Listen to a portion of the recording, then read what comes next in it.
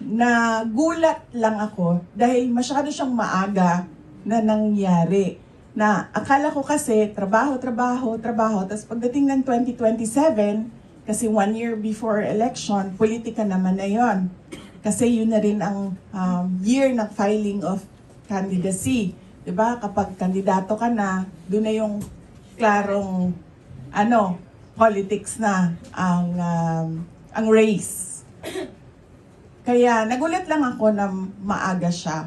Pero nung nakita namin na maaga siya, naano din kami na parang, ay salamat, maaga siya dumating. At least alam na natin kung ano yung ano yung iniisip nila, ano yung gagawin nila, ano yung sinasabi nila. Kasi at least ngayon, may time tayo na mag-isip din kung ano yung kailangan natin gawin. Kasi kung nangyari din yung 2027, tapos ganun ka laki yung kanilang, ang tinatawag ko sa kanya PR atake. Kasi nung unang nangyari yon nung 2023, kasi 2025 na tayo, no?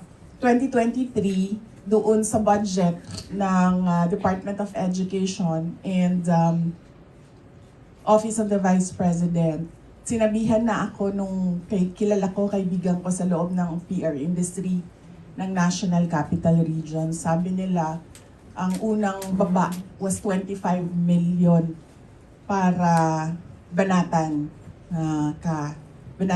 So, sabi niya, I'm sure meron pa yung ibang budget dyan para tuloy-tuloy yung banat. So, tapos napapansin nyo kasi, meron, tapos nawawala, tapos meron.